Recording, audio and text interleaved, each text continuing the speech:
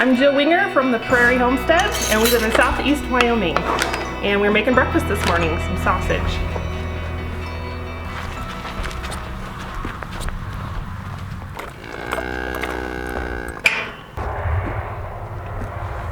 We have to tie her up, and then we're gonna go get the hay.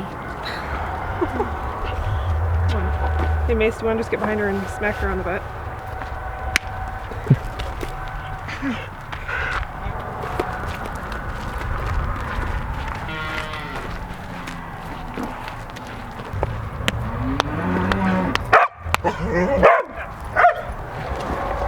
We homestead for a lot of reasons. It started off with food. We just wanted better food, and southeast Wyoming can be a little bit of a food desert sometimes. I mean, we have some options, but not awesome options. And I knew if I wanted good food, I'm gonna have to grow it myself. So that got us into this whole homesteading thing, and then we just fell in love with the lifestyle, the quality of life, what it gives our kids, and we're hooked.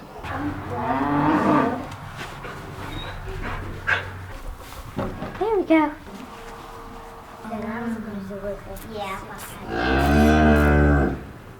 We started homesteading right after we bought our property, which was right around 9 years ago. And we bought it originally because we just wanted something, a place for our horses. We just wanted land. We wanted our first home to not be your typical suburban, packed like sardines in town. Simultaneously, I just started thinking, how can we make this property pay for itself, and how can we create on this property, and how can we produce? So I started looking at goats and compost piles and chickens, and I just went crazy from there. So really this property was a catalyst for us.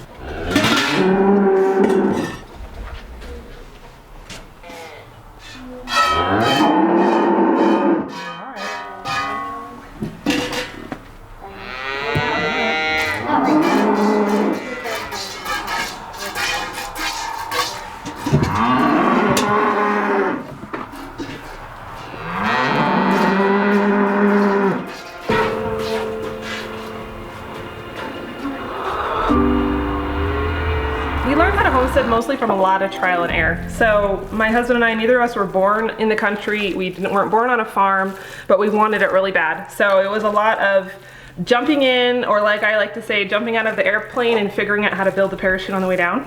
Reading books, asking people, following people around, making a ton of mistakes, messing up. I love the Encyclopedia of Country Living, the big giant one. There was one I got called Backyard Homesteading. I think I still have it in the basement somewhere. And there was a couple story guides that were goats and chickens and kind of breed or animal specific that were really helpful at that point in time. Yesterday she was perfectly calm, ate her food, then she just has days where they're more fussy. All right. Thank you guys.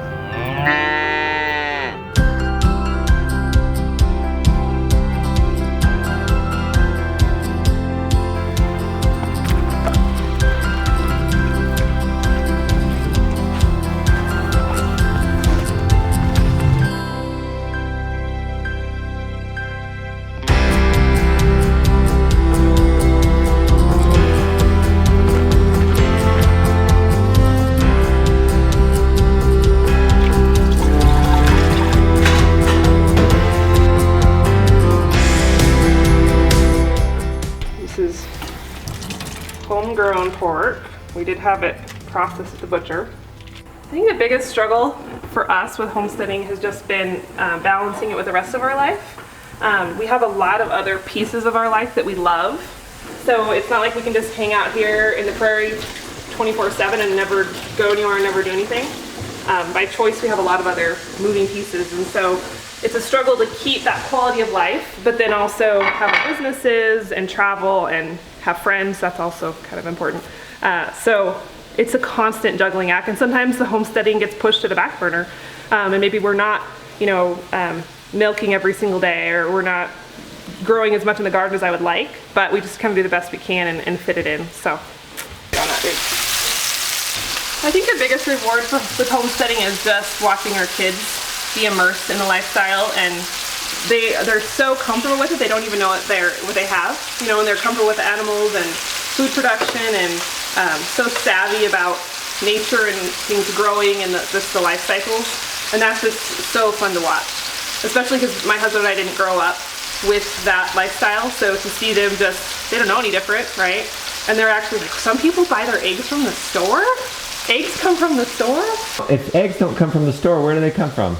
Chickens. Chickens! This is the herb garden.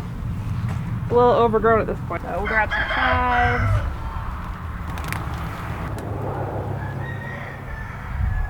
So check our sausage before it burns.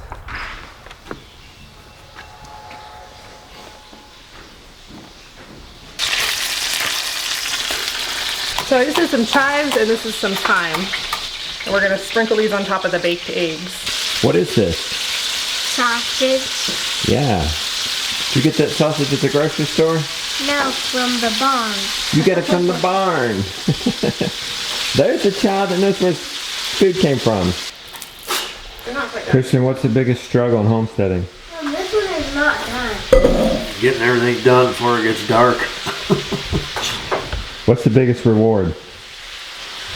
Oh, probably this right here. Having the food that you grew and raised. Where do you guys see yourself in 20 years? So can I crack one egg? On Big Ranch. Yeah, I definitely see us, we want to buy more land. That's definitely one of our goals. It's one thing they're not making any more of. So more land, more cattle, and I really want to see, you know, us being able to share skills and knowledge with more people and expanding what we're doing on the Prairie Homestead, the blog, to get to just a greater outreach. So I see that kind of weaving into that as well.